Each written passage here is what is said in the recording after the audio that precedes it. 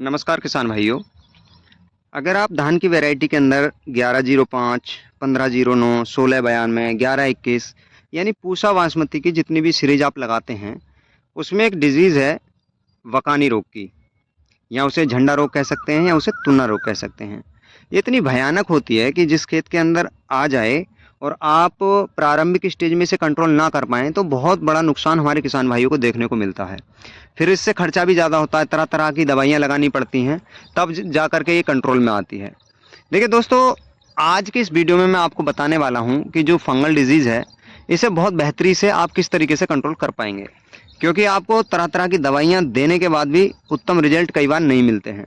तो सबसे पहली बात तो जब भी आप पूसा बासमती सीरीज़ की कोई सी भी किस्म लगाएँ, 1692 हो, 1105 हो, 1509 हो या फिर कोई अन्य हो, इनकी जब आप नर्सरी डालें तो उस समय जो बीज है उसे शोधित करें किसी भी बेहतर फंगीसाइड के साथ।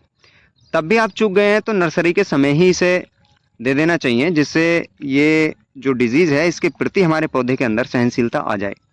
यह सब बात छोड़िए, आपने कुछ नहीं किया है और आपने जो धान है वो लगा दिया है और इस तरीके से जैसे कि आप देख भी पा रहे होंगे, ये बकानी रोग का इफेक्टेड पौधा है और इससे भी ज़्यादा ये पौधे थे जो हमने उखड़वाए हैं किसान से, और ये जो है आप देख सकते हैं और लगातार अभी भी ये बन रहा है। तो इसका बेहतर सॉल्यूशन क्या हो सकता है? जैसे अभी एक ताज़ा पौधा ये उखाड़ करके लेकर आए हैं। इसमें होता ये है कि एकदम से पौधा बहुत तेज़ी से ग्रोथ करता है और फिर वो गलता है और सूख जाता है। देखिए दोस्तों, ये सभी को मालूम है कि ये जो फंगस के कारण होता है, और फंगस को दो तरीके से बहुत ही अच्छे से कंट्रोल किया जा सकता है। एक सिस्टमिक तरीके से, कंटेक्ट तरीके से। तो जो मार्केट के अंदर अच्छी कंपनी का कंटेंट एंड सिस्टमिक फंगीसाइड हो, आप वो डालिए। जैसे कि कार्बेंडाजिम मैनकोजेब आता है, यूपीएल का साफ बनाता है, अलग अलग कंपनियां आजकल इसे दे रही हैं। तो आप किसी भी एक बेहतर कंपनी का ले लीजिए, लगभग 500 से 700 ग्राम पर एकड़ की डोज से। उसे रेत में मिला करके, मिट्टी में मिला करके या फिर सीधे यूरिया में मिला करके आप अपने धान के खेत में इसे छिड़कवाइए, जिससे ये सॉइल पे चला जाए। फिर आप देखिएगा बहुत ही अच्छी तरीके से आप बकानी डिजीज को कंट्रोल कर पाएंगे।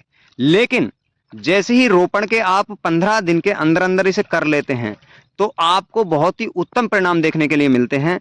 एक बार यदि आप चूक गए और आपने 15 दिन के बाद लगाना प्रारंभ किया इस चीज को, तो फिर ये बहुत ही लेट हो जाता है और जो बकानी रोग है वो बहुत ही हैवी तरीके से हमारे फील्ड में आता है। और इसका नुकसान इतना बड़ा होता है कि कई बार देखने में आता है 50 से 80% तक फसल को समाप्त कर देता है। तो बेहतर यही होगा कि आप अगर बीज शोधन पे भी नहीं लगा पाए हैं, नर्सरी में भी नहीं लगा पाए हैं, और आपको आपकी रोपाई के 15 से 20 दिन के अंदर ये चीज़ें दिखनी शुरू हो जाती हैं, तो आप बेहतर यही होगा 15 दिन के अंदर अंदर रोपाई के आप इसे लगा लीजिए। तो आपको देखने में आएगा कि या तो आपके खेत में ये रोग आएगा ही नहीं, आएगा तो वो बहुत ही कम मात्रा में, 1-8% की मात्रा में देखने को मिलेगा। अब दूसरी बात ये कि ये तो होगी हमारी बकानी रोग से रिलेटेड। अब इसी फील्ड के अंदर हमें एक चीज़ और दिखने लगी, हम उसे भी एक बार बता देते हैं। जैसा कि अभी आपको मैं दिखाऊं, यहाँ पे ये जो पौधे हैं वो स्ट्रेस में आ चुके हैं और ये धीरे धीरे अब सूख जाएंगे। अभी आप नॉर्मल देख पाएंगे यहाँ पे पानी की मात्रा बहुत ज़्यादा है।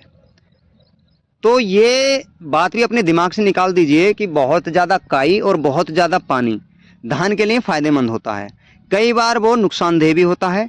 एक बार रोपण के बाद 2 से 3 दिन आप पानी बराबर भर के रखिए, कोई दिक्कत नहीं है। लेकिन उसके बाद आपको ज़मीन में चटकी देनी होती है, थोड़ा सुखाना पड़ता है, फिर उसके बाद आप जैसा करें वैसा चलेगा। तो इन चीज़ों का थोड़ा सा विशेष तौर पे ध्यान रखिए। ज़्यादा पानी भी कई बार हमारे लिए घाटे का सौदा होता है। तो फंगस भी कई बार इसी तरीके से आता है कि जब आप ज़्यादा पानी रखते हैं और हीटिंग वाला समय चल रहा होता है, वातावरण में टेम्परेचर बहुत हाई होता है, तो उस समय फंगल डिजीज़ को पनपने के लिए माध्यम मिल जाते हैं। इस वजह से ये चीज़ें आती हैं। तो आप ध्यान रखिए, बकानी रोग को कंट्रोल करने के लिए सिस्टमिक एंड कॉन्टैक्ट फंगीसाइड का प्रयोग करिए, चाहे वो यूपीएल का साफ हो, चाहे किसी भी, जैसे एग्रोस्टार का मैंडोज आता है, बहुत ही अच्छा वर्क कर रहा है। और देखिए दोस्तों, एक चीज़ और दिख रही है हमारे इसी धान के अंदर कि जो इंसेक्ट होते हैं, दीमक हो सकती है, वाइट ग्रब हो सकती है, या एक थ्रिप्स होता है, वो इस दौर में धान की प्राइमरी स्टेज में ही जैसे ही फुटान लेना शुरू करता है धान, उस समय वो काटना शुरू कर देते हैं। और उसका एक उदाहरण मैं आपको दिखाऊं, ये देखिए, ये कुछ पौधे हैं ये आप देख सकते हैं इस तरीके से जो है इंसेक्ट जो है जड़ के अंदर से ज़मीन के बराबर से इसे काटता है। तो इसके लिए आपको कारटाप वगैरह दे देने चाहिए, जिससे आपकी जो धान की फसल के जो कल्ले हैं वो सुरक्षित चलें और फिर आपको एक उत्तम पैदावार के लिए आपका खेत तैयार हो जाए। तो आज मैंने इस वीडियो के अंदर बकानी रोग, झंडा रोग, तुन्ना रोग, जिसे अलग अलग नामों से एक ही रोग है जानते हैं, उसका इलाज, दूसरा आप इंसेक्ट का भी कारटाप वगैरह लगा सकते हैं, 50 SP में भी लगा सकते हैं और ग्रेनुअल फॉर्म में जो आता है वो भी लगा सकते हैं। और दोस्तों पानी को उसी मात्रा में दें जितनी मात्रा में आवश्यकता हमारी फसल को है। तो इन तीनों चीज़ों को आप करिए, आपको बेहतर पैदावार आपकी धान की फसल देगी। और समय समय पर अन्य वीडियो भी आते रहेंगे, उसके लिए आपको हमें सब्सक्राइब करके रखना होगा, बेल आइकन बटन को प्रेस करके रखना होगा, जिससे वीडियो डलते ही नोटिफिकेशन आप तक पहुंच जाए और आप किसी भी जानकारी से दूर ना रह जाएं। तो दोस्तों आज की वीडियो में केवल इतना ही। नमस्कार।